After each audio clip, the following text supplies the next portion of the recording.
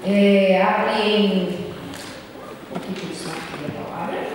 em Êxodo 32.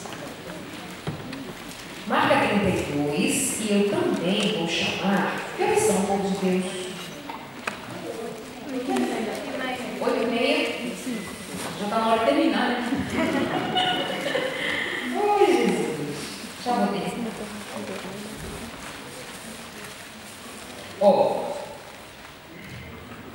Puxa, o que eu faço com o tempo, hein? Vou fazer assim. Dá uma olhadinha comigo no capítulo 19, só para você ter uma ideia geral. Vai ser bem rapidinho a leitura. Vou pular algumas partes. Capítulo 19 de Êxodo. Capítulo 19, verso 1, diz assim: no dia que se completaram 3 meses que os israelitas haviam saído do Egito, vocês encontraram o povo de Deus? Amém. No dia que completaram 3 meses que os israelitas haviam saído do Egito, chegaram ao deserto do Sinai. Depois que saíram de Refidim, entraram no deserto do Sinai e Israel acampou ali diante do monte. Logo Moisés subiu ao monte para encontrar-se com quem? Com Deus. E o Senhor o chamou do monte, dizendo: diga o seguinte aos descendentes de Jacó e declare: vocês viram o que fiz ao Egito e como os transportei sobre asas de águias e os trouxe para junto de mim.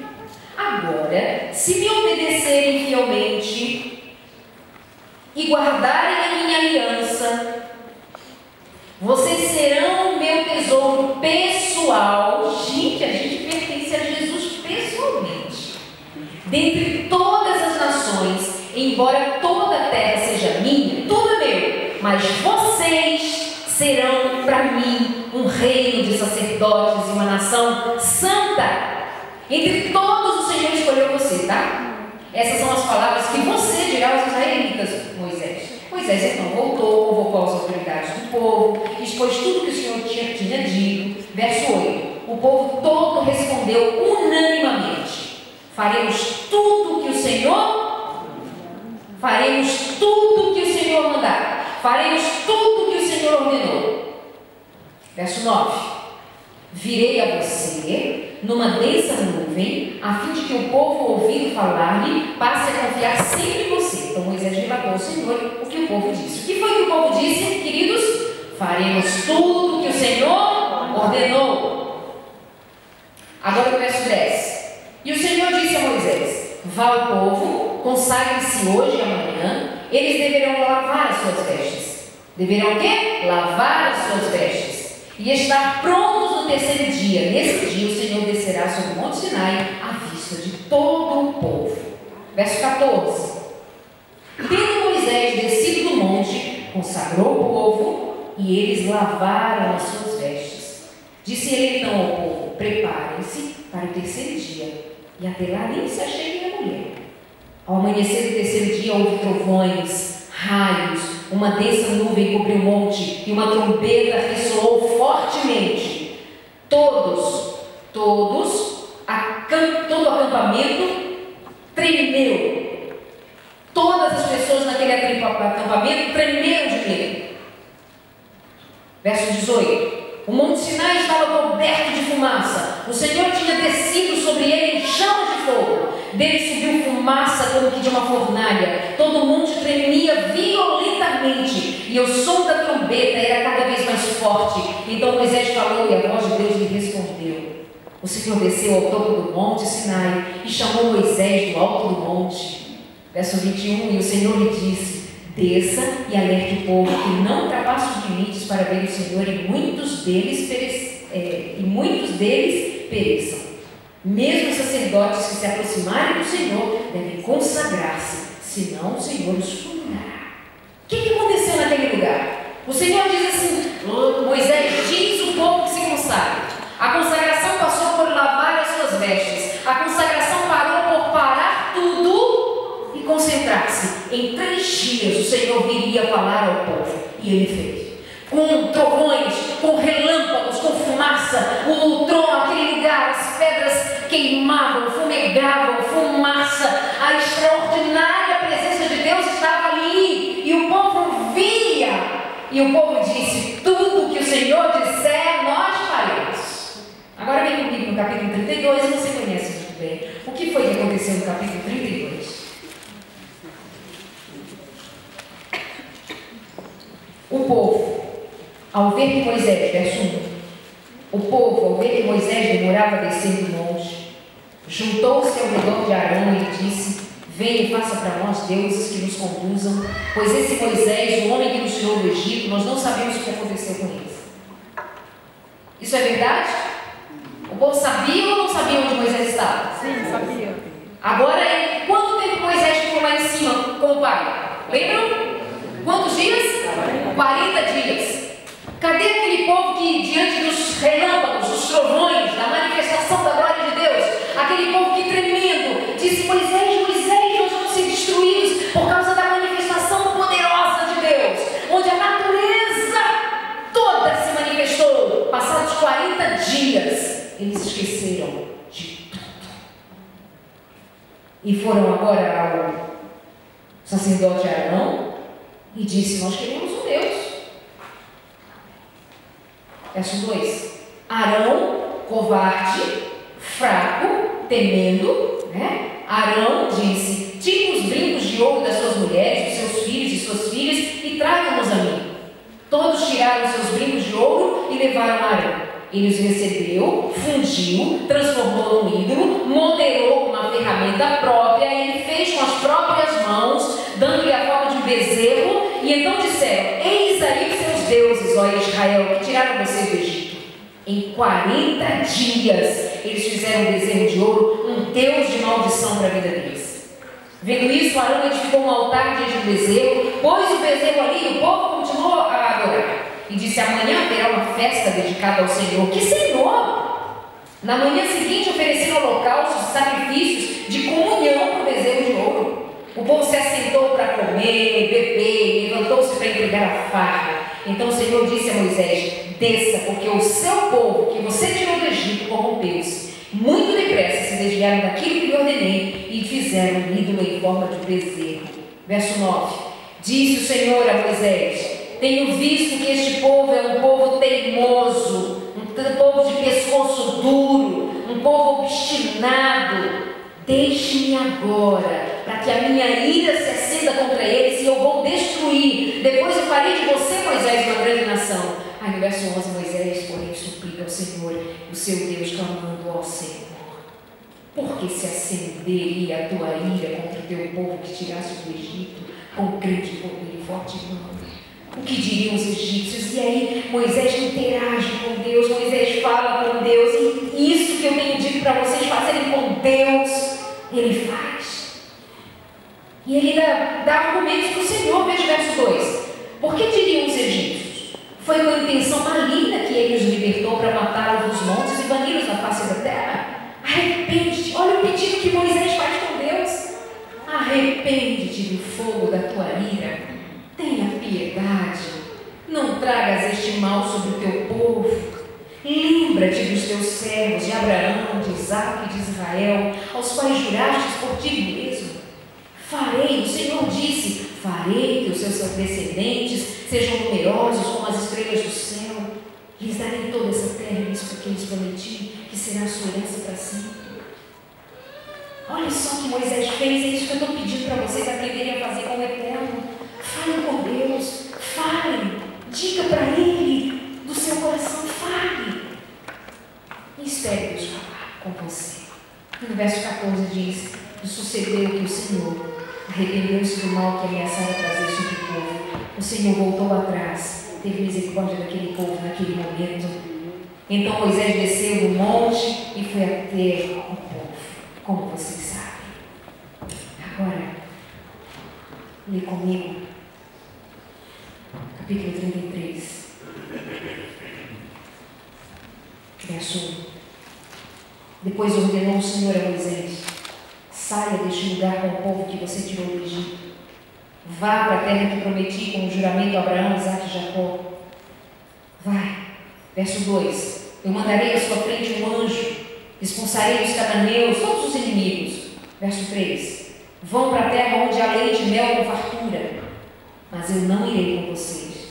pois vocês são um povo teimoso, e eu poderia destruí-los. Por causa de quê? Da santidade do Senhor no caminho. Quando o povo ouviu essas palavras terríveis, começou a chorar. E ninguém usou mais enfeite algum. Isso porque o Senhor ordenou que Moisés dissesse aos israelitas: vocês são um povo obstinado. Se eu fosse com vocês, ainda que por um só momento, eu poderia destruí-los. Agora tirem os seus enfeites, e eu decidirei o que fazer com vocês. Por isso, desde o Monte Horebe em diante, os israelitas não usaram mais enfeite nenhum.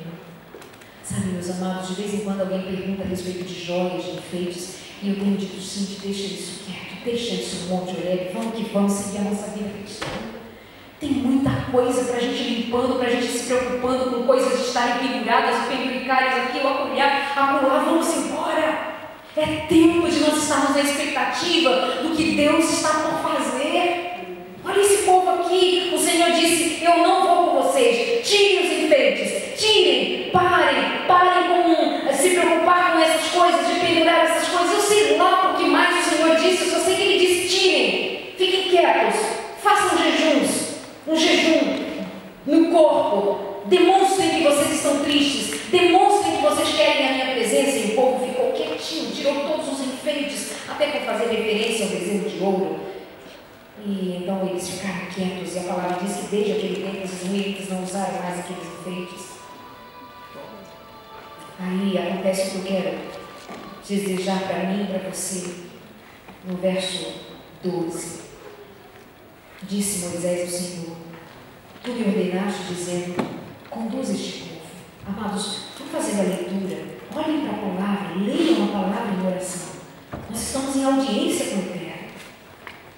Eu posso falar 1 hora, mas esse é o momento de a palavra ser rasgada diante do coração da gente, trazendo a revelação do céu. Olhem para a palavra, atentem para a palavra. Disse Moisés ao Senhor, verso 12: tu me ordenaste, conduz este povo para não me permitir, mas não me permite saber com quem enviarás comigo.